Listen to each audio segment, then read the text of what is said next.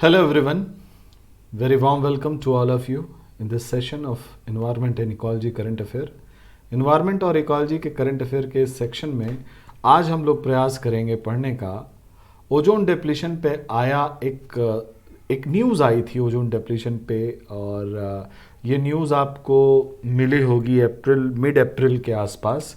वो न्यूज़ ये थी कि अंटार्कटिका पे जो ozone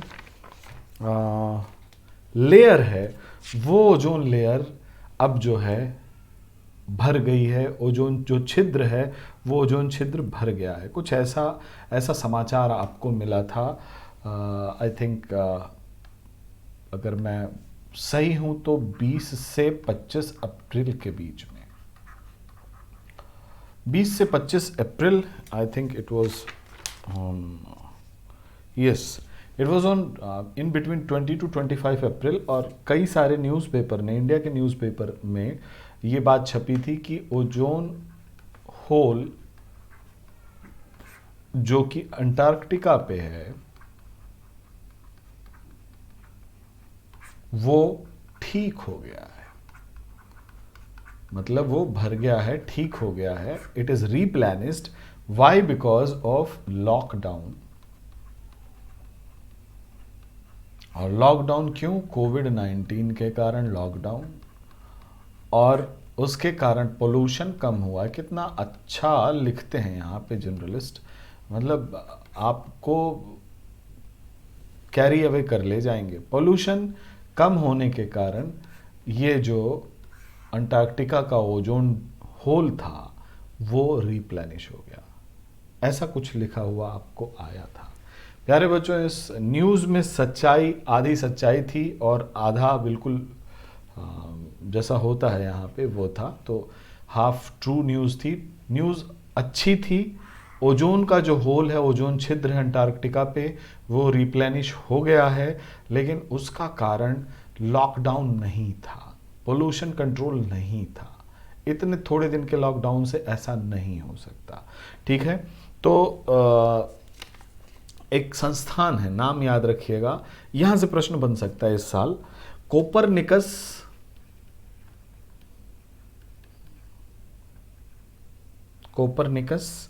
atmosphere monitoring service. Copernicus monitoring service, ये जो है, इसी ने ये रिसर्च पब्लिश की थी कि जो अंटार्कटिका का ओजोन होल है वो रिप्लेनिश हो गया है। Hole at Antarctica.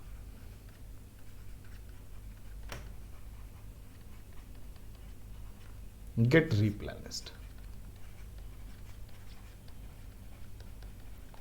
Y? Because of, cause दिया था अनप्रेसिडेंटेड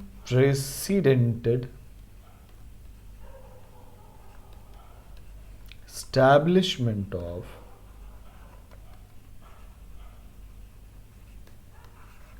strong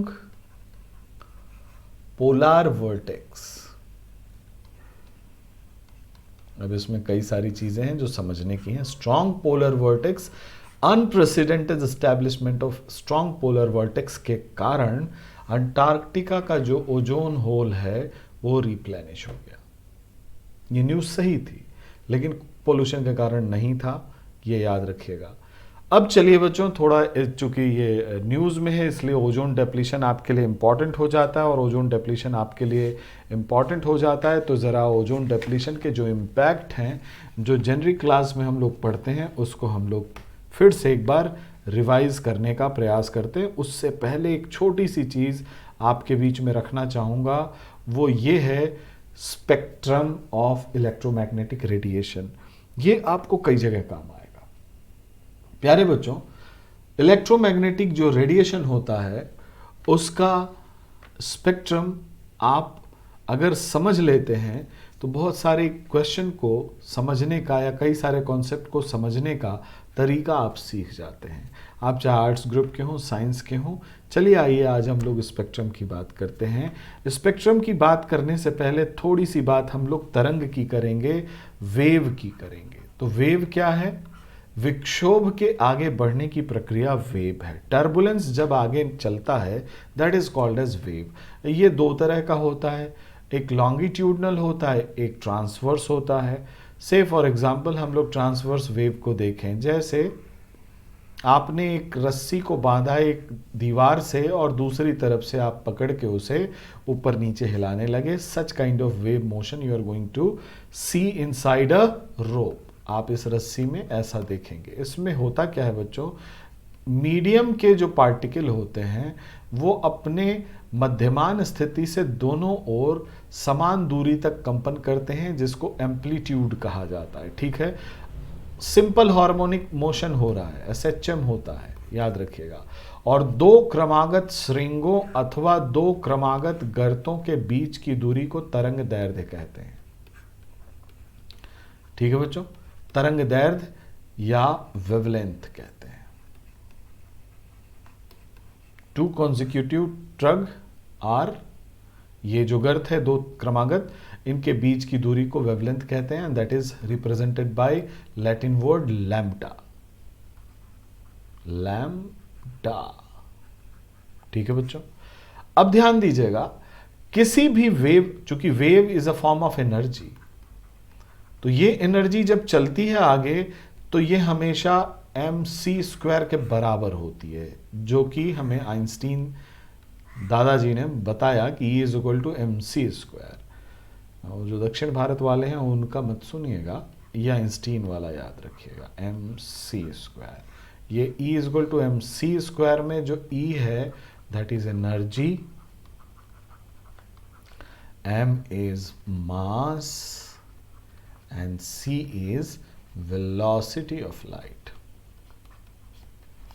ठीक है, अच्छा, this energy can also be represented by another equation which is called as hc by lambda।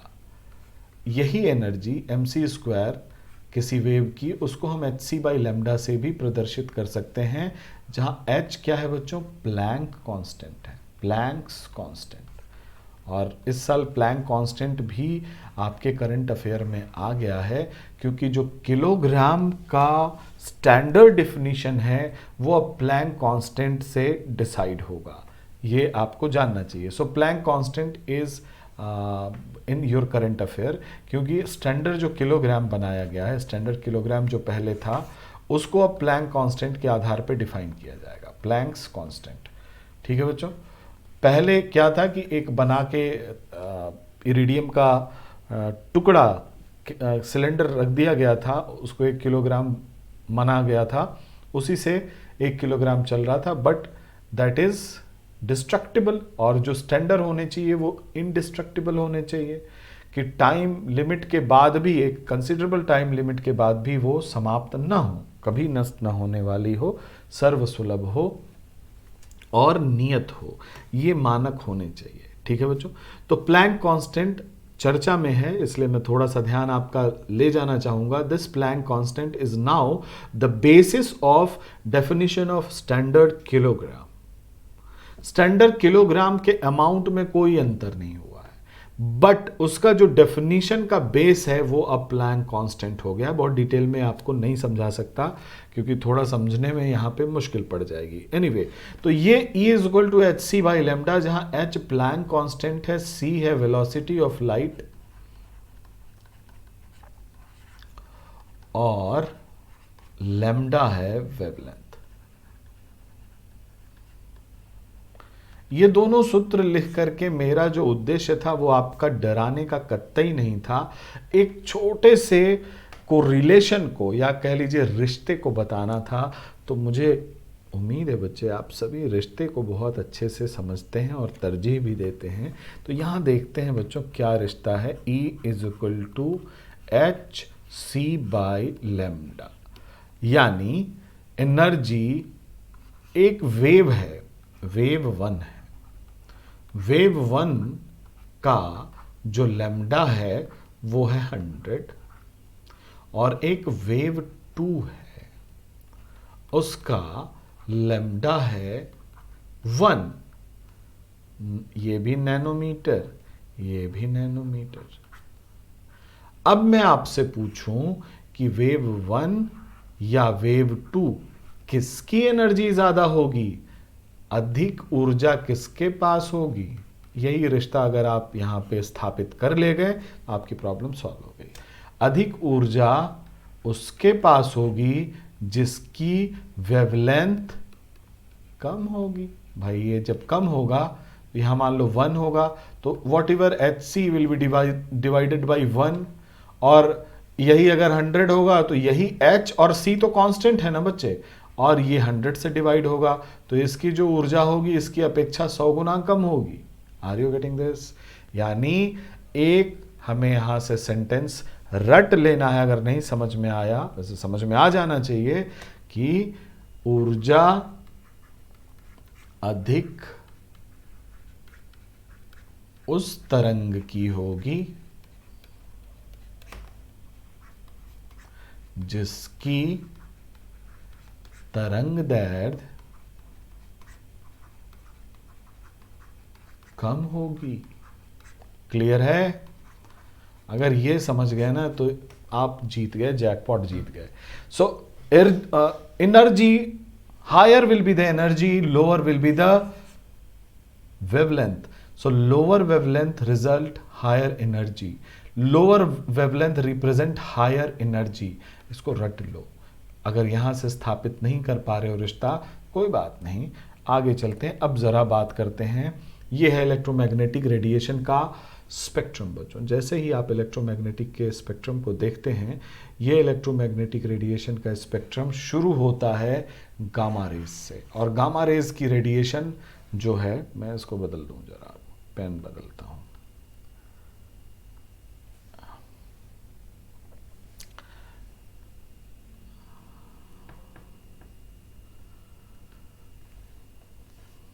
मैं ज़रा देख लूँ मैंने वीडियो ऑन किया है कि नहीं। यस, क्योंकि कभी कभी मैं बोलने लगता हूँ और सारा पढ़ाने के बाद पता चलता है कि मैंने वीडियो रिकॉर्डिंग ऑन की ही नहीं है। तो इट इज़ बेटर टू सी कि हम देख लें वीडियो ऑन है कि नहीं। तो वीडियो यहाँ पे ऑन है और वीडियो चल रही है। अब बारी है हमारी आगे बात करने की। हम लोग बात कर रहे थे एनर्जी और वेवलेंथ में रिलेशन क्या होता है। अगर वेवलेंथ कम है तो उसकी ऊर्जा अधिक होगी। इलेक्ट्रोमैग्नेटिक रेडिएशन की बात हम लोग कर रहे थे। इलेक्ट्रोमैग्नेटिक रेडिएशंस प्यारे बच्चों कई सारे तरंगों से मिलकर के बने होते हैं, जिसमें गामा रेज होती हैं, एक्स रेज होती हैं, अल्ट्रावायलेट विजिबल लाइट होती हैं, इंफ्रारेड होती है, microwave, radar, radio wave, broadcast band, ये सारे रेडिएशंस होते हैं, ये सारे वेव्स होती हैं। ठीक है। अच्छा, सबसे पहले जो सबसे कम तरंग दैर्ध्य होती है 10⁻⁻12 मीटर की, वो होती है गामा रेज की। ठीक है। तो हम ये जो इलेक्ट्रोमैग्नेटिक रेडिएशन होते हैं इनको हम कॉस्मिक वेव भी कहते हैं। कॉस्मिक वेव सूर्य से भी आ सकती हैं, it can come from sun, और it can come from universe, किसी भी और तारे से भी आ सकती हैं। जहाँ कहीं भी न्यूक्लियर फ्यूजन रिएक्शन हो रहा होगा वहाँ से कॉस्मिक वेव आ सकती हैं। So and these cosmic waves are electromagnetic radiation. ठीक है। इलेक्ट्रोमैग्नेटिक रेडिएशन, आप सोच रहे होगे इतना हम इलेबोरेट क्यों कर रहे हैं इलेक्ट्रोमैग्नेटिक रेडिएशन, क्योंकि ये आपको कई जगह कॉन्सेप्चुअली काम आने वाली हैं। इस पे बेस्ड सीधे सीधे क्वेश्चन भी पूछे जा सकते हैं बच्चों। सो इलेक्ट्रोमैग्नेटिक रेडिएशन में सबसे कम तरंग दैर्ध्य होता है गामा रेज का, फॉलोड बाय एक्सरे। एक्सरे का जो वेवलेंथ है वो 10⁻⁹ मीटर के बराबर है, that is equal to 1 nanometre. Followed by X-ray से कम होता है अल्ट्रावायलेट रेज का। अल्ट्रावायलेट रेज का तरंग दैर्ध्य शुरू होता है 100 नैनोमीटर से लेकर के 400 नैनोमीटर के बीच में। ये होती है अल्ट्रावायलेट रेडिएशन। अल्ट्रावायलेट रेडिएशन के बाद एक छोटा सा स्ट्रेच होता है बच्चों, इसको हम कहते हैं विजिबल लाइट। विजिबल लाइट आप सब ने क्लास 6 में ही पढ़ा होगा कि हम विजिबल लाइट 7 कलर से मिलके बना होता है, violet, indigo, blue, green, yellow, yellow के बाद ऑरेंज, रेड, VIBGYOR आप सब जानते हैं। ये कहां से कहां तक शुरू होता है बच्चों? ये 400 नैनोमीटर से शुरू होता है और 700 नैनोमीटर तक पहुंचता है। थोड़ा बहुत आगे भी जा सकता है और ये 400 से थोड़ा बहुत पहले से भी शुरू हो सकता है। ठीक है, तो थोड़ा सा स्ट्रेचेबल हो सकता है। एनीवे 400 टू 700 मोर और लेस, इसके बीच में हमें विजिबल लाइट मिलती है और यही वो विजिबल लाइट है बच्चों जिससे हम वस्तुओं को देख पाते हैं। इसी से वस्तुओं को हम देख पाते हैं। जो हम आपको देख रहे हैं, आप हमें देख रहे हैं, वस्तुओं को देखने में सहायक होती है, जो कि इलेक्ट्रोमैग्नेटिक रेडिएशन का बहुत टाइनी पार्ट है। आप देख लो, electromagnetic radiation starting from 10 to the power -12 metre to 10 to the power 3 kilometre, लगभग 1 किलोमीटर का तरंग दैर्ध्य है। इतने लंबे रेडिएशन स्पेक्ट्रम में विजिबल लाइट बस इतना सा है और इसी को हम देख पाते हैं और हमको लगता है कि हम दुनिया देख रहे हैं, हमारे पास विज़न है और क्या है। अरे हम बहुत कुछ देख ही नहीं पाते बच्चे, जो शॉर्ट वेव के रूप में है। यहाँ होती हैं अल्ट्रावायलेट जो 100 नैनोमीटर से लेकर 400 नैनोमीटर तक होती हैं। बियॉन्ड दिस रेड आपको इंफ्रारेड मिलेगी, फिर उसके बाद फार रेड मिलेंगी, फिर माइक्रोवेव मिलेंगी और जैसे जैसे आप विजिबल लाइट से आगे जा रहे हो, ये है तरंग दैर्ध्य जो कि इंक्रीज कर रही है, बढ़ती जा रही है।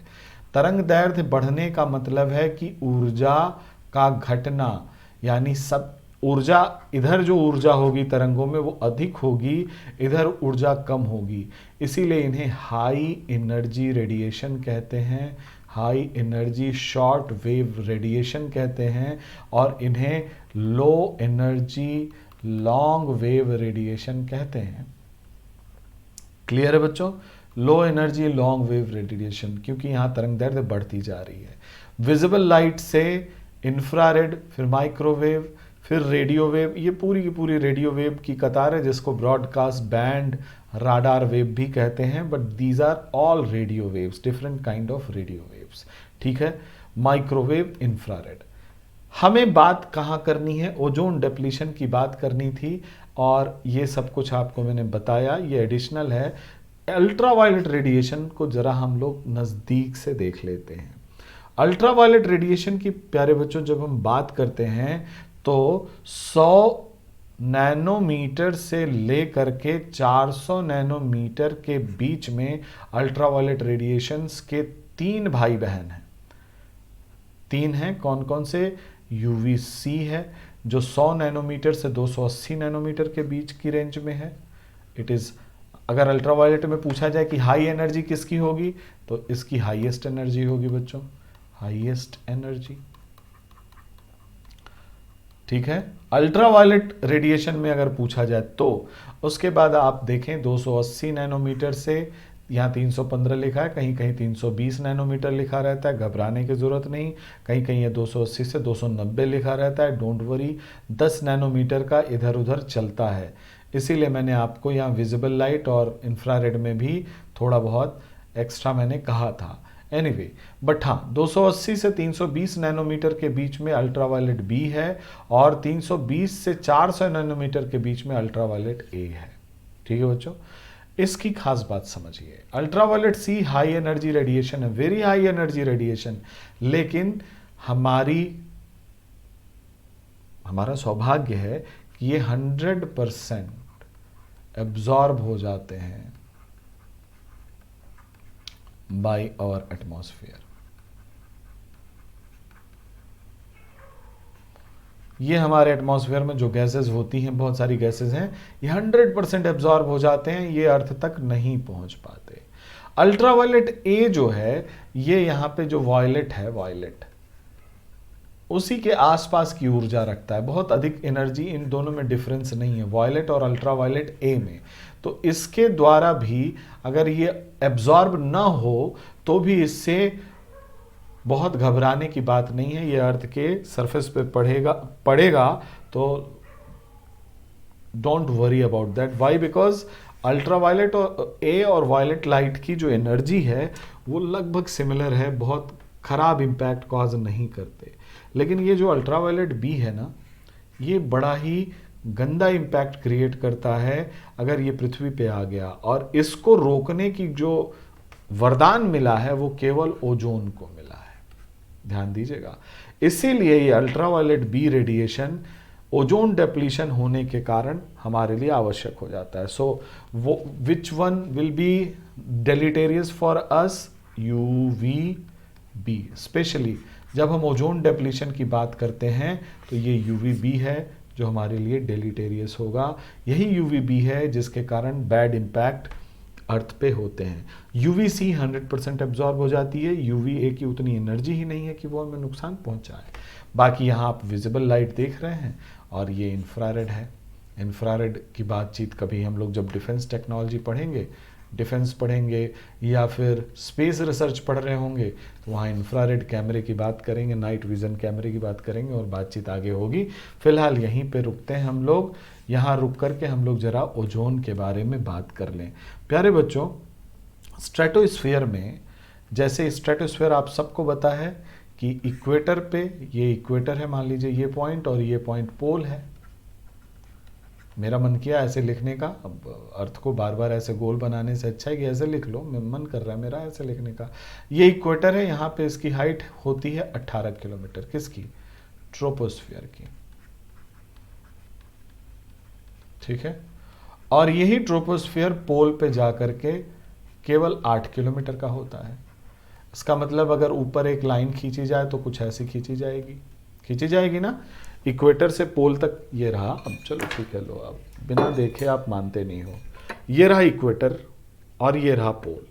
यहाँ पे ट्रोपोस्फियर 18 किलोमीटर, यहाँ ट्रोपोस्फियर 8 किलोमीटर। अब लाइन आप खींच दो ऊपर से, तो यहाँ 18 से 8 किलोमीटर की जो लाइन होगी इस तरह की स्लैंट लाइन होगी। ऐसे ही कॉन्सेप्ट क्लैरिटी के लिए बता रहा हूँ, आगे बात करेंगे हम लोग।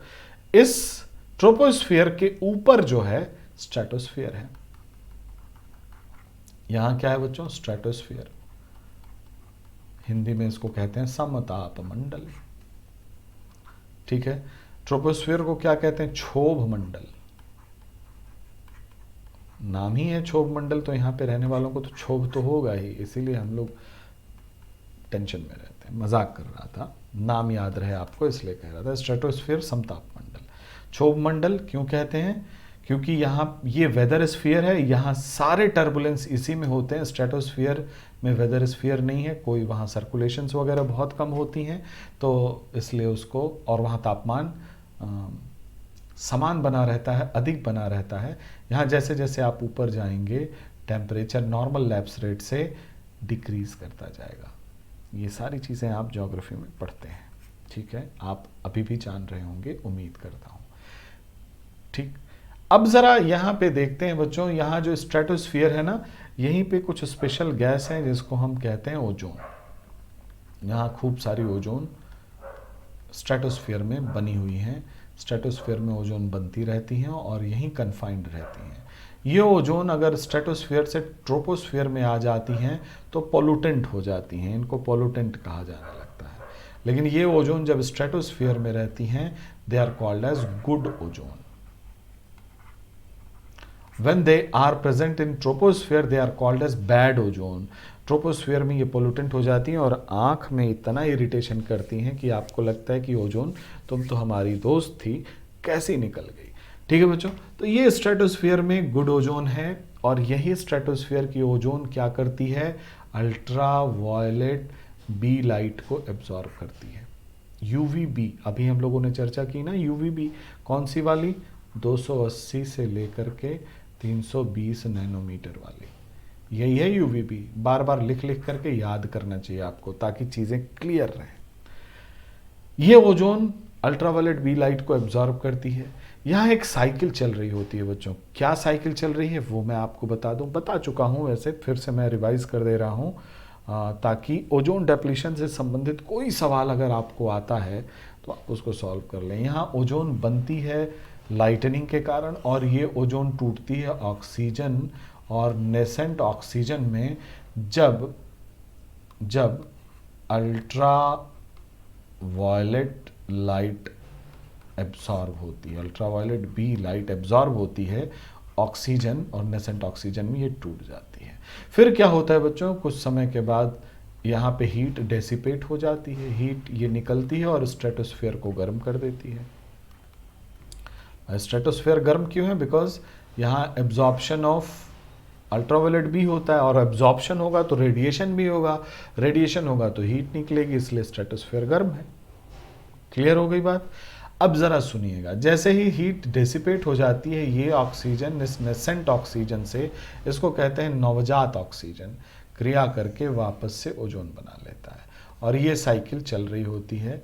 साइकिल चलती है क्या? ओजोन अल्ट्रावायलेट बी को एब्जॉर्ब करती है, ऑक्सीजन नेसेंट ऑक्सीजन में टूटती है, हीट डेसिपेट होता है, वापस ये साइकिल पूरी होती है और ओजोन बन जाती है। ओजोन क्या है? Elemental form of oxygen. Note करते चलिएगा ताकि आपका कॉन्सेप्ट क्लियर हो। ये ओजोन है बच्चों, जो कि स्ट्रेटोस्फेयर में पड़ी हुई है। आपने सुना है ओजोन लेयर, लेकिन ओजोन लेयर जैसा कोई कॉन्सेप्ट नहीं है, ये लेयर नहीं है। जैसे यहां ट्रोपोस्फियर में ऑक्सीजन और नाइट्रोजन गैस प्रेजेंट है ना, लेयर के रूप में नहीं है, उसी तरह से स्ट्रेटोस्फेयर में ओजोन प्रेजेंट है, लेयर के रूप में नहीं है। लेकिन जब इमेजिनरी, अगर इस पूरे स्ट्रेटोस्फेरिक ओजोन को एक जगह कंप्रेस कर दिया जाए तो they will constitute what? They will constitute a layer of 3 millimetre. याद रखिएगा, जब स्ट्रेटोस्फेरिक ओजोन को, इमेजिनरी में बोल रहा हूं, अगर एक साथ कंप्रेस कर दिया जाए तो they will constitute layer of 3 millimetre. और ये 3 मिलीमीटर लेयर, मोटी 3 मिलीमीटर थिक लेयर, अगर पूरी ओजोन को कंप्रेस किया जाए, और किस ताप पे? टेम्परेचर होना चाहिए 0 डिग्री सेंटीग्रेड, और प्रेशर होना चाहिए 1 एटमॉस्फेरिक प्रेशर, 1 एटमॉस्फेयर। ये सारी बातें आपको कोई बताएगा नहीं, थोड़ा सा मैं इलेबोरेट कर रहा हूं ताकि आप समझते रहें। 0 डिग्री टेम्परेचर पे, 1 एटमॉस्फेरिक प्रेशर पे पूरी की पूरी स्ट्रेटोस्फेरिक ओजोन को हम अगर कंप्रेस कर लें, जो कि नहीं कर पाएंगे, इमेजिनरी अगर कंप्रेस कर दें, तो जो अमाउंट ओजोन का वहां है उससे 3 मिलीमीटर मोटी थिक लेयर बन जाएगी ओजोन की। ठीक है, जिसको, जो इक्विवेलेंट होती है 300 डॉप्सन यूनिट के। डॉप्सन महोदय ने ये कॉन्सेप्ट दिया था, इसीलिए ओजोन को मापते हैं हम डॉप्सन यूनिट में।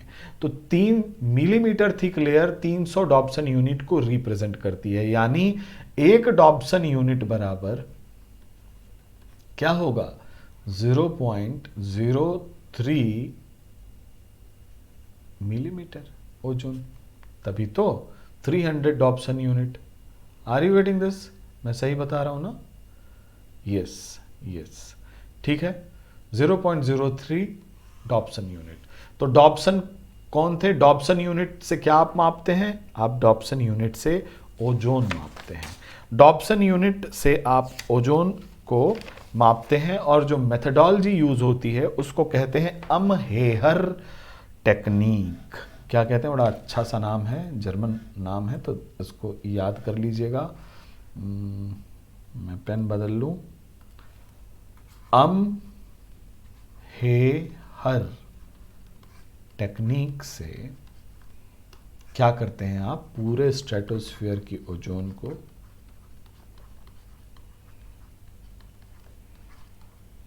O3 को 0 डिग्री टेम्परेचर पर 1 एटमॉस्फेरिक प्रेशर पर कंप्रेस कर देते हैं। और ये सब कंप्रेशन जो है इमेजिनरी है, याद रखिएगा, मुंगेरी लाल वाले हैं, लेकिन हाँ अगर ऐसा किया जाए तो साइंटिफिकली ये प्रूफ हुआ है, कंप्रेस किया जाए तो ये पूरी की पूरी ओजोन 3 मिलीमीटर थिक लेयर के रूप में हो जाएगी। ठीक है, और ये 3 मिलीमीटर थिक लेयर जो है 300 डॉब्सन यूनिट को रिप्रेजेंट करेगा। इस मेथड को हम हेहर मेथड कहते हैं, जिस डॉब्सन यूनिट डॉब्सन ने जिसको प्रोपाउंड किया था, इसके बारे में बताया था। एक और तरीका है बच्चों, उसको कहते हैं टॉम्स। टॉम्स यूनिट है ओजोन मैपिंग की, इसको कहते हैं total ozone mapping spectrometry. Spectro, ये मेरे पीछे चला जा रहा होगा इसलिए यहां लिख दूं spectrometry. Total ozone mapping spectrometry से भी हम ओजोन का कंसंट्रेशन मापते हैं। कहां? स्ट्रेटोस्फीयर में। तो अगर ये लेयर नहीं है तो इसको लेयर क्यों कहते हैं प्यारे बच्चों? इसको लेयर इसलिए कहते हैं कि it acts as a protecting covering. और जब प्रोटेक्टिंग कवरिंग कोई हो तो हमारी ऐतिहासिक है भाई, उसको हम कवच कह देते हैं। कवच है ये, कवच और कुंडल, कुंडल नहीं, मान लो कवच है। तो इसीलिए इसको लेयर कहा जाता है, और लेयर मिसनॉमर है। अब समझ में आ गया? जैसे यहां पे ऑक्सीजन प्रेजेंट है, नाइट्रोजन प्रेजेंट है, ठीक वैसे ही ओजोन स्ट्रेटोस्फीयर में भी प्रेजेंट है। वहां कोई लेयर नहीं बना करके ये 3 मिलीमीटर की लेयर हो जाएगी, ऐसा बहुत सारी किताबों में लिख दिया है। 3 मिलीमीटर की लेयर ये इमेजिनरी है बच्चों। अगर इस पूरे स्ट्रेटोस्फेरिक ओजोन को अगर आप कर सकेंगे कंप्रेस, तो 3 मिलीमीटर की मोटी लेयर होगी, और वो भी 1 एटमॉस्फेरिक प्रेशर पे और 0 डिग्री टेम्परेचर पे। अदरवाइज वो स्कैटर्ड होती है, चूंकि वो हमें प्रोटेक्ट करती है किससे? अल्ट्रावायलेट बी लाइट से। इसलिए वो हमारे लिए क्या है? कवच है, इसलिए हम ओजोन लेयर कहते हैं। अच्छा, दूसरी चीज, जब इसी लेयर का क्षरण होने लगता है, क्योंकि हम यहां नीचे से पत्थर उछालते हैं। दुष्यंत कुमार ने कहा था कि कौन कहता है कि आसमान में सुराख नहीं हो सकता, एक पत्थर तो तबीयत से उछालो यारों। तो यहां हम उछालना शुरू कर दिए। ये पत्थर ऊपर गए, क्लोरो फ्लोरो carbon, hydro bromo carbon, CFC, HCFC, ये सब की चर्चा हो गई है। नाइट्रोजन के ऑक्साइड, ये पत्थर जब ऊपर गए तो क्या हुआ? ओजोन डिप्लीशन होने लगा, यानी इसका जो कंसंट्रेशन था वो कम होने लगा। जहां ब्लैक में कर रहा हूं, समझ लीजिए कि ओजोन का कंसंट्रेशन कम हुआ है।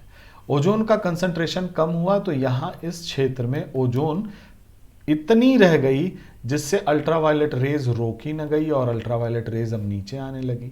तो ये जब UVB नीचे आने लगी तो कहा गया कि भैया यहाँ पे हो गया है ओजोन होल, ओजोन लेयर में ओजोन होल हो गया है। मतलब ओजोन होल जहां है वहां पे भी ओजोन है, बिल्कुल ओजोन खत्म नहीं है, लेकिन इसका सांद्रण, इसका कंसंट्रेशन इतना कम हो गया कि यहां से अल्ट्रावायलेट बी रेज अब पास कर जाती हैं। तो यहां हो सकता है यूपीएससी आपसे पूछ दे कि consider the following statement. Statement 1, in ozone hole total absence of ozone takes place due to ill effect of chlorofluorocarbon, hydrobromocarbon and nitrogen oxide. आप पता चला कि टोटल एब्सेंट पे हाँ टिक मार दिए, जो कि गलत है। यूपीएससी ऐसे ही आपको ट्रैप करता है। ठीक है बच्चों? So it is not totally absent. यहाँ ओजोन है, उसका कंसंट्रेशन इतना कम हो गया है कि अब अल्ट्रावायलेट बी रेज उससे पार कर जाती हैं और पृथ्वी पे पहुंच रही हैं, इसलिए उसे हम कहते हैं ओजोन होल।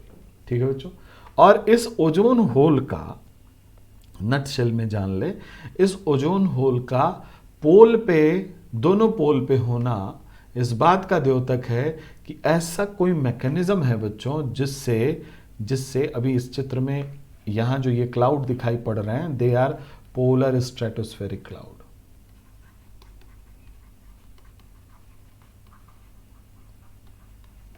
इनको अभी हम लोग जानेंगे डिटेल में। ये ओजोन डिप्लीशन में बहुत बड़ा रोल प्ले करते हैं, ये घर के भेदिए हैं, इन्होंने ही ओजोन डिप्लीशन वहाँ किया है, इनकी मदद से हुआ है ओजोन डिप्लीशन, इनकी कॉन्स्पिरेसी है, समझना है। चलिए समझते हैं। कहने का मतलब ये रही अर्थ, इधर चले आई। प्यारे बच्चों, आप सबका एक प्रश्न रहता है कि इक्वेटोरियल रीजन में, टेम्परेट रीजन में इंडस्ट्रियलाइजेशन हुआ, एग्रीकल्चर हुआ, एसी चलाए और भी नाइट्रोजन ऑटोमोबाइल एग्जॉस्ट वगैरह निकाले, पोल पे जाके ओजोन में होल क्यों हो गया, ये क्वेश्चन होता है। और बहुत सारी किताबों ने बहुत ही मेटिकुलसली लिखा है कि आपको समझ से आपके परे है, मुझे भी नहीं समझ में आया। तो इसको हम लोग ज़रा समझेंगे कि how this ozone hole takes place in polar region, जबकि ओजोन डेप्लीटिंग एजेंट निकाले गए थे। यहाँ 3-4 चीज़ें समझनी होंगी। शुरुआत यहीं से करते हैं। ये रहा इक्वेटर और ये रहा पोल। प्यारे बच्चों, इक्वेटर पे 18 किलोमीटर की हाइट है, थोड़ा और ऊंचा बनाएं, और पोल पे 8 किलोमीटर की हाइट है, और ये होता है स्ट्रेटोस्फियर। ठीक है, this is troposphere and this is stratosphere, और यही होता है ओजोन। ये बात हो गई है, यहाँ ओजोन होती है। ठीक है बच्चों, अब ज़रा सोचिएगा, पोल पे टेम्परेचर के बारे में आपका क्या ख्याल है? आप सब कहेंगे सर ज़ीरो से भी नीचे है, बिलो ज़ीरो, माइनस में टेम्परेचर है। अगर माइनस में टेम्परेचर होगा तो यहाँ पे जो हवाएं हैं वो भारी होंगी। ऐसे मॉलिक्यूल के रूप में मैंने हवाओं को बना दिया कि आप समझें। ये भारी होंगी तो यहाँ क्या करेंगी? सबसाइड करेंगी। जब सबसाइड करेंगी बच्चों, तो यहाँ सरफेस पे प्रेशर हाई होगा, सरफेस पे प्रेशर हाई होगा, तभी तो इसको पोलर हाई कहा जाता है, कहते हैं ना ज्योग्राफी में। लेकिन जरा बताइए, जब हवाएं ट्रोपोस्फियर वाली जो हवाएं हैं, ट्रोपोस्फियर तक ही ये हवाएं सर्कुलेशन वगैरह होती हैं, तो ट्रोपोस्फियर के ऊपर यहाँ जहाँ ट्रोपोपॉज है वहाँ पे प्रेशर क्या होगा भाई? वहाँ से हवा नीचे आ रही है, नीचे बैठ रही है, तो यहाँ जगह खाली होगी, और जहाँ खाली जगह होगी वहाँ होगा वैक्यूम, और जब वैक्यूम होगा बच्चों तो वहाँ पे होगा लो प्रेशर। अब बस काम हो गया। पोल के ठीक ऊपर लो प्रेशर, अपर एटमॉस्फेयर में बोल रहा हूं, सरफेस पे तो हाई प्रेशर है, बट अपर एटमॉस्फेयर में लो प्रेशर है। प्यारे बच्चों, इस लो प्रेशर के चारों तरफ से हवाएं तेजी से अंदर आना शुरू करती हैं, और जिस तरह से ट्रॉपिकल साइक्लोन बनता है ना, ठीक वैसे ही एक वर्टेक्स बन जाता है पोल के ऊपर। वर्टेक्स खूब तेजी से घूमता है। यहाँ जो एयर मास होता है ठीक पोल के, यहाँ इस पोल के ठीक ऊपर। वाई? बिकॉज यहाँ पे जो ट्रोपोपॉज पे हवाएं नीचे सिंक कर रही हैं, तो वैक्यूम क्रिएट हुआ, वैक्यूम क्रिएट हुआ तो यहाँ एयर स्पेस क्रिएट हुआ, और तेजी से हवाएं चारों तरफ से आने लगेंगी, और जो यहाँ एयर मास होगी वो बहुत तेजी से पोल के चारों तरफ घूमना शुरू होगा। वर्टेक्स क्रिएट हो जाएगा, which is called as polar vortex. और इसमें जो एयर मास ट्रैप हुई है वो यहीं काफी समय तक गति करती रहेगी, यहां से ये निकल नहीं पाएगी, कन्फाइंड रहेगी। सोचने का अभी सोचना है, थोड़ा सा दिमाग लगाना है। ये पोलर वर्टेक्स पोल पे ही कन्फाइंड रहेगा, या फिर ये पोलर वर्टेक्स शिफ्ट भी होता है, आर्कटिक सर्किल तक शिफ्ट होता है। Why? Because of jet stream के मियांडरिंग इफेक्ट के कारण। तो बहुत परेशान मत होइएगा, बस ये जाने polar vortex most of the time pole पे, दोनों पोल पे घूम रहे होते हैं, एयर मास हैं, ट्रैप हो जाते हैं, वो वर्टेक्स की तरह घूम रहे होते हैं ऊपर और वो शिफ्ट नहीं होते, वहीं एयर मास ट्रैप होता है और कभी कभी उनकी शिफ्टिंग होती है तो टोटल एयर मास शिफ्ट होता है because of meandering of jet stream, जो पोलर जेट स्ट्रीम है उसके कारण। ठीक है बच्चों, पोलर वर्टेक्स समझ में आ गया, एक एयर मास यहीं ट्रैप हो गया बेचारा, यहीं रुका हुआ और घूम रहा है। अब यहां बात करते हैं, आपका सवाल था कि भाई इक्वेटर पे हमने CFC निकाला है, क्लोरोफ्लोरोकार्बन निकाला है, HCFC निकाला है, जो भी ओजोन डिप्लीटिंग एजेंट निकालें और 3 सेल बनती हैं बच्चों यहाँ पे, आप सबको पता है तीनों सेल का नाम। ठीक है, कौन कौन सी है? हेडली सेल, फेरल सेल और पोलर सेल। इनको कहते हैं ट्राई सेलुलर मेरिडियनल सर्कुलेशन। अब जरा सुनिएगा, पिछली क्लास में भी मैंने बताया था कि जब ओजोन डिप्लीटिंग एजेंट यहां निकलते हैं तो ये धीरे धीरे ऊपर को डिफ्यूज होना शुरू करते हैं। भाई ऊपर ही जाएंगे, हवा से हल्के हैं, ये जब तक डिफ्यूज होकर ऊपर पहुंचे तब तक इनको पटक दिया जाता है अगले सेल के पास, अगले सेल से ये सुपुर्द होते हैं, फिर ये ऊपर जाना शुरू करते हैं, ऊपर पहुंचने से पहले फिर ये अगले सेल के थ्रू करके इनको पोल के आसपास ले जाया जाता है। पोल के आसपास जैसे ही ये पहुंचते हैं ये इस एयर मास में ट्रैप हो जाते हैं, इस एयर मास में ट्रैप होकर के यही वर्टेक्स यहाँ घूमने लगते हैं और पोल के ऊपर ये वर्टेक्स घूम रहा होता है। इस वर्टेक्स में क्या है बच्चों? क्लोरोफ्लोरोकार्बन है, हाइड्रोब्रोमोकार्बन है, नाइट्रोजन के ऑक्साइड हैं जो कि निकाले गए थे ट्रॉपिकल रीजन में, लेकिन ये यहाँ स्ट्रेटोस्फीयर काफ़ी ऊपर है, 18 किलोमीटर ऊपर है, तो स्ट्रेटोस्फीयर में यहाँ तो नहीं पहुँच पाए, अगले सेल में करते करते ये कन्फाइंड हो गए पोलर एयर मास में, और पोलर एयर मास में जब ये पहुँचे तो इनकी ऊंचाई यहाँ पे 8 किलोमीटर थी। तो पोलर एयर मास तो यहाँ ट्रैप हो गया, लेकिन ये धीरे धीरे डिफ्यूज कर गए कहाँ पे? स्ट्रेटोस्फीयर में। और स्ट्रेटोस्फीयर में जाते ही इन्होंने कमाल करना शुरू कर दिया। क्यों? स्ट्रेटोस्फीयर में टेम्परेचर ज़्यादा है। क्यों टेम्परेचर ज़्यादा है? क्योंकि यहाँ पे अल्ट्रावायलेट रेडिएशन एब्जॉर्ब हो रही हैं, एब्जॉर्ब होंगी तो वहाँ रेडिएशन एब्जॉर्ब होने से टेम्परेचर ज़्यादा होगा, टेम्परेचर ज़्यादा होगा तो यहाँ क्लोरीन फ्री रेडिकल बनेगा, नाइट्रोजन फ्री रेडिकल बनेंगे, बनने लगे फ्री रेडिकल। ठीक है बच्चों, अब कहाँ पे बने फ्री रेडिकल? पोलर रीजन के स्ट्रेटोस्फीयर में पहुंच के ये बने। क्यों पोलर रीजन के स्ट्रेटोस्फीयर में पहुंच गए? पोलर वर्टेक्स के कारण और इन 3 ट्राई मेरिडियनल सर्कुलेशन के कारण, और यहाँ पे स्ट्रेटोस्फीयर की ऊंचाई अधिक होने के कारण और यहाँ पे स्ट्रेटोस्फीयर की ऊंचाई कम होने के कारण। 3 बातें हैं जो तीनों बातों से आप इसको एक्सप्लेन कर पाएंगे। ठीक, अब क्या होता है पोल पे जब आप पहुंचते हैं बच्चों, तो ये मैं बता रहा था ना आपको, पोल पे जब आप पहुंचते हैं तो पोलर वर्टेक्स से ये डिफ्यूज होके जब स्ट्रेटोस्फीयर में पहुंचते हैं तो स्ट्रेटोस्फीयर में पोलर स्ट्रेटोस्फेरिक क्लाउड होते हैं, पोलर स्ट्रेटोस्फेरिक क्लाउड। ये पोलर स्ट्रेटोस्फेरिक क्लाउड 3 तरह के होते हैं, बहुत डिटेल में नहीं जाते।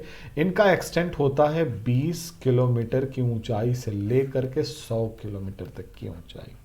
ठीक है, जितनी ठंड पड़ती है, कोल्ड जितनी ज़्यादा पड़ेगी उतने ही ज़्यादा पोलर स्ट्रेटोस्फेरिक क्लाउड बनेंगे, और जब बहुत ज़्यादा ठंड पड़ती है तो इनका एक्सटेंट हो जाता है 10 किलोमीटर से लेकर के 100 किलोमीटर, यानी ये अब कुछ कम ऊंचाई पे बनते हैं। और ये पोलर स्ट्रेटोस्फेरिक क्लाउड रिजर्वायर हैं for chlorine free radical, chlorine free radical घर है बच्चों, फ्री रेडिकल। अब ये फ्री रेडिकल अपना घर पा गए कहाँ पे? पोलर स्ट्रेटोस्फेरिक क्लाउड में। खूब ठंड है, पोलर स्ट्रेटोस्फेरिक क्लाउड बने, उसी में क्लोरीन जाके छिप गए। ठीक है, जैसे ही यहाँ से थोड़ी सी मतलब गर्मी आई, ये क्लाउड जो है यहाँ पे इल्यूट हुए, यहाँ से ये क्लोरीन फ्री रेडिकल निकले, और आपको पता है O3 टूटता था ऑक्सीजन और नेसेंट ऑक्सीजन में वापस ये साइकिल पूरी हो जाती थी, ये क्लोरीन फ्री रेडिकल जाके इस ऑक्सीजन फ्री रेडिकल को ट्रैप करेगा और ये किडनैपिंग शुरू हो जाएगी। O3 तो टूट रही होगी लगातार क्योंकि अल्ट्रावायलेट रेज आ रही हैं, लेकिन ये जो ऑक्सीजन फ्री रेडिकल है वो क्लोरीन के द्वारा किडनैप किया जाएगा। In that case the cycle will be blocked.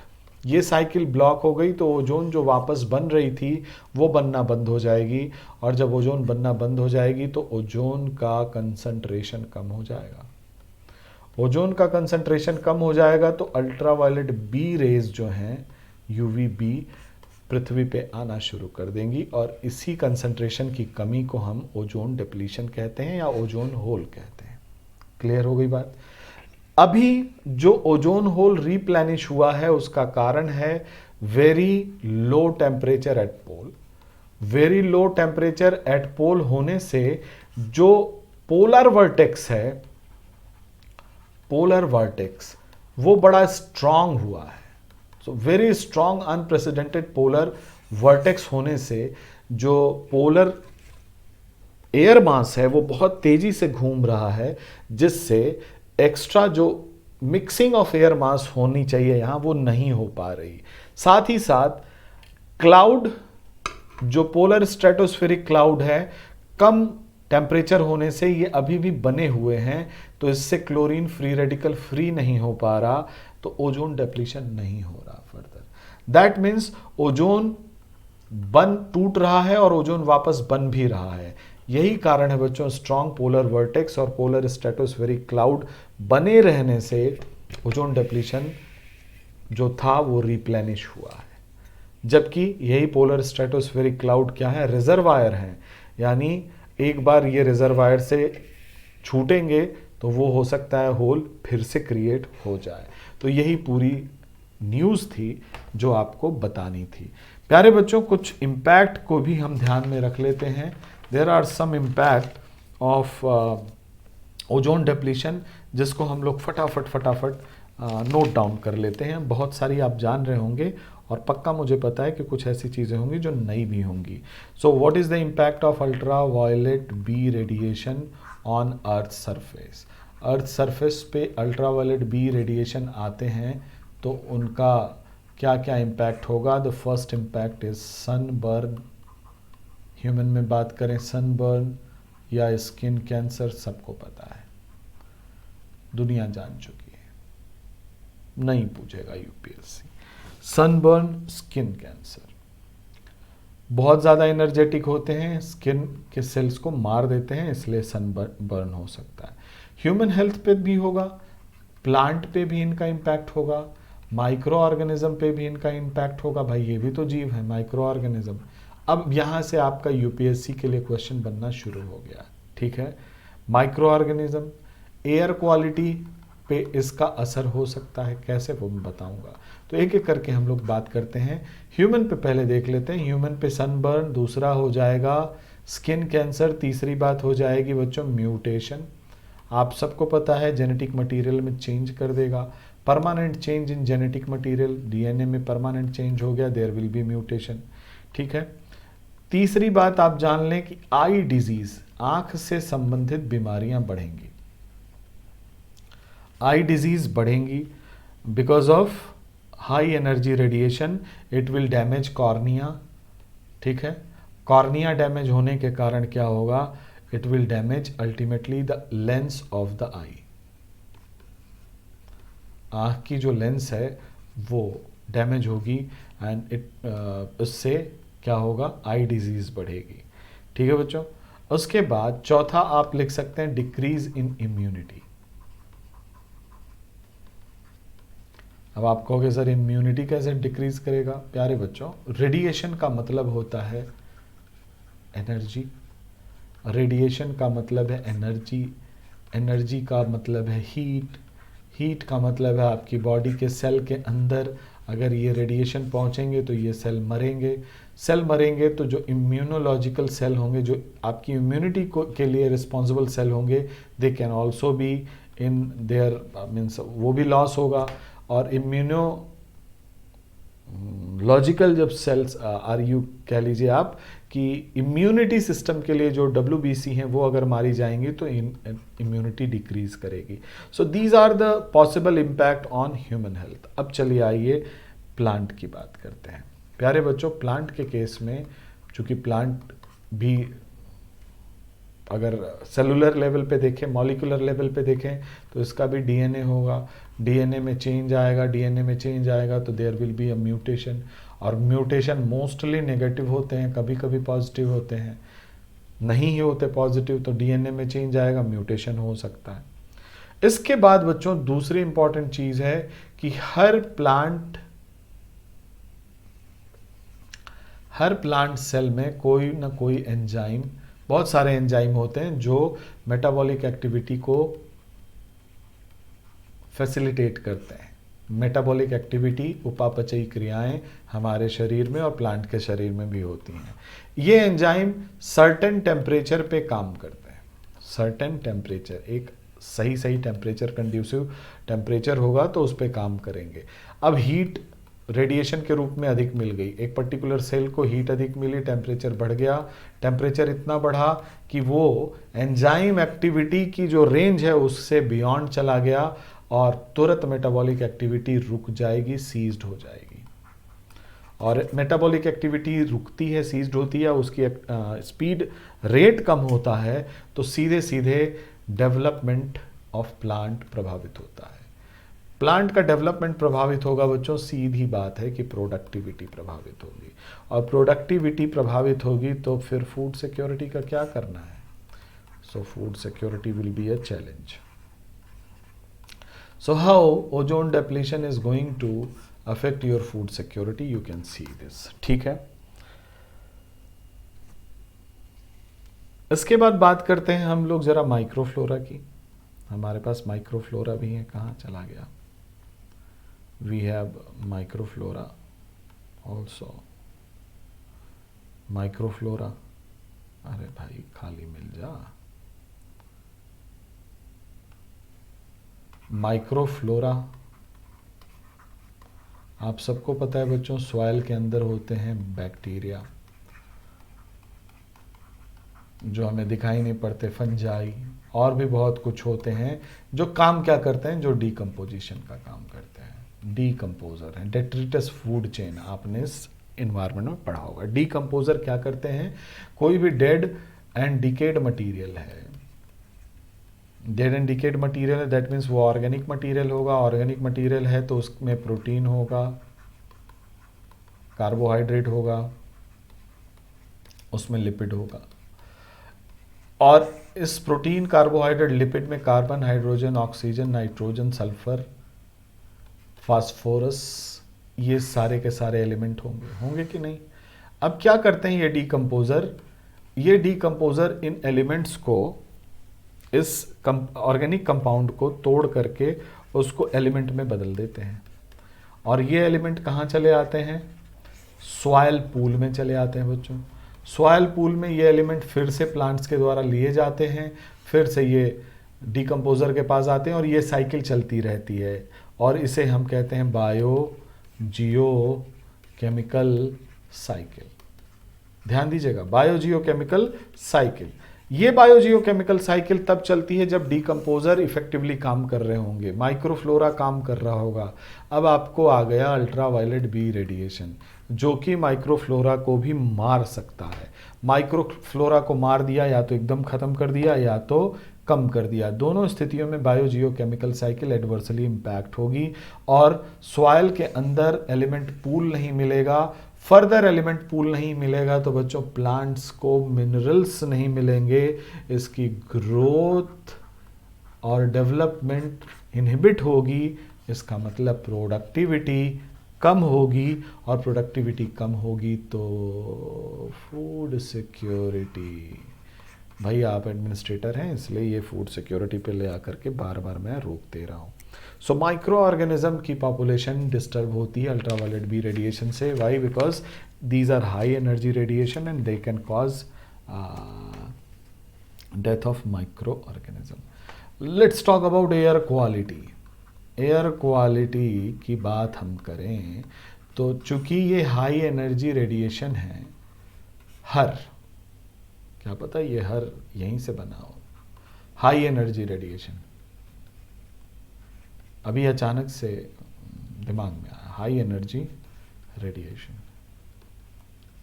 ठीक है, कुछ भी आ सकता है दिमाग में। हाई एनर्जी रेडिएशन, ठीक है, कौन है? अल्ट्रावायलेट बी रेडिएशन की बात कर रहे हैं, आप कुछ और मत समझिएगा। High energy radiation can result ionization of trace gases. जो ट्रेस गैसेस हैं उसके आयोनाइजेशन को ये रिजल्ट कर सकते हैं। आयोनाइजेशन का मतलब है high energy radiation will break, वो इमिट कर देंगे इलेक्ट्रॉन, जो फ्री इलेक्ट्रॉन है आयन के रूप में गैस हो जाएंगे। आयनाइजेशन हो सकता है ट्रेस अमाउंट ऑफ गैस का, और उससे मे बी पॉसिबल कि ओजोन जनरेट हो जाए। कहां पे? इन ट्रोपोस्फियर। और ट्रोपोस्फियर की जो ओजोन है आप सबको पता है, इट इज बैड ओजोन। ये गुलशन ग्रोवर है ट्रोपोस्फियर की, ठीक है। So this bad ozone will affect human being. आँख में जलन होगी, इरिटेशन होगा। फर्दर ज़्यादा ओजोन इनटेक कार्सिनोजेनिक होता है। इसके बाद बच्चों हाइड्रोजन पराक्साइड H2O2 भी बन सकती है ionisation of trace amount of gases से, and which is also toxic to us, toxic to living beings. अब ये लिविंग बीइंग्स में सभी आ जाएंगे, हमारी फसलें आ जाएंगी और ये सारे जो है इम्पैक्ट आएंगे। So you can see atmosphere का जो इक्विलिब्रियम है वो डिस्टार्ट हो रहा है, इसलिए एयर क्वालिटी डिस्टॉर्ट हो रही है, डिस्टॉर्टेड। तो हम कह सकते हैं ओजोन डिप्लीशन से ट्रोपोस्फेरिक एयर क्वालिटी डिस्टॉर्ट होगी। तो कितनी बातें आपको मैं बता चुका, एयर क्वालिटी डिस्टॉर्ट होगी, माइक्रोफ्लोरा अफेक्ट करेंगे और उसका इम्पैक्ट आएगा प्रोडक्टिविटी, फूड सिक्योरिटी पे। उसके बाद प्लांट का जीनोम चेंज होगा, एंजाइमेटिक एक्टिविटी चेंज होगी, in both the case productivity disturb होगी and that will create problem of food security. Earth के सरफेस पे हम ह्यूमन की बात करें तो sunburn, skin burn, mutation, eye disease और डिक्रीज इन इम्यूनिटी होगी, और ये सारी समस्याएं हमें ओजोन डिप्लीशन के कारण हो रही हैं। वो ओजोन डिप्लीशन जो स्ट्रेटोस्फीयर में है, जो ओजोन में छिद्र के रूप में जाना जाता है। इससे कंटेन करने के लिए आप सबको बताया बच्चों, वियना प्रोटोकॉल 1985 में, 1985, उसको मैं मिटा देता हूँ, छोटी सी बात यहीं लिख देता हूँ, वियना प्रोटोकॉल 1985। वियना प्रोटोकॉल पहला प्रोटोकॉल है जो कि ओजोन डिप्लीशन से संबंधित है। ओजोन डिप्लीशन से संबंधित होने के कारण इसको हम जानते हैं 1985 में ये आया था। क्लोरोफ्लोरोकार्बन के रिडक्शन की बात कर रहा है और ये एनफोर्स हुआ था 1988 से। और दूसरा प्रोटोकॉल है मॉन्ट्रियल प्रोटोकॉल, दूसरा है मॉन्ट्रियल प्रोटोकॉल जो कि ओजोन डिप्लीटिंग सब्सटेंस के बारे में था। कौन कौन से सब्सटेंस हैं ओजोन के डिप्लीशन के लिए और उनको रिडक्शन करना है। ये 16 सितंबर 1987 को शुरू किया गया था और 1 जनवरी 1989 से इसको एनफोर्स कर दिया गया। तब से 16 सितंबर को हम लोग हर साल ओजोन डे मनाते हैं। क्लियर है बच्चों? तो ये कुछ बातें थी, ध्यान रखिएगा। और उसके बाद इसमें 9 रिवीजन्स हुए हैं। मॉन्ट्रियल प्रोटोकॉल में लंदन, नैरोबी, कोपेनहेगन, बैंकॉक और किगाली, 2016 में किगाली, इसका ध्यान रखिएगा। चूँकि 2016 में किगाली था तो मेंस पॉइंट ऑफ व्यू से वो इम्पॉर्टेंट है, बट हाँ इम्पैक्ट वगैरह पे आपको प्रीलिम्स में क्वेश्चन मिल सकते हैं। अनप्रेसिडेंटेड पोलर वर्टेक्स के कारण रीप्लेनिश हुआ है ओजोन होल, वहाँ से प्रश्न मिल सकता है। कोपरनिकस एटमॉस्फेयर मॉनिटरिंग सर्विस को ध्यान में रखिएगा, मे बी इसके बारे में हो। और हो सकता है कि आपसे प्रश्न पोलर स्ट्रेटोस्फेरिक क्लाउड के रोल के बारे में, पोलर वर्टेक्स के बारे में, इत्यादि के बारे में हो। बाकी ओजोन डिप्लीटिंग एजेंट क्या है वो सब आपको पता है, उम्मीद करता हूँ पिछली क्लास में भी हम लोग बात किए थे, तो जानकारी होगी। तो एनवायरनमेंट और इकोलॉजी में जो भी मुझे लग रहा था कि आपके लिए इम्पोर्टेंट हो सकता है वो सब कुछ आपके सुपुर्द कर दिया है। Best of luck. इसके बाद हम लोग ज्योग्राफी से संबंधित कुछ करंट अफेयर को देखेंगे, कुछ प्लेसेस इन न्यूज़ को देखेंगे जो कि हमारे लिए प्रीलिम्स में क्वेश्चन बन सकते हैं। तो अगली क्लास से हम लोग ज्योग्राफी पे चलेंगे। Thank you for today.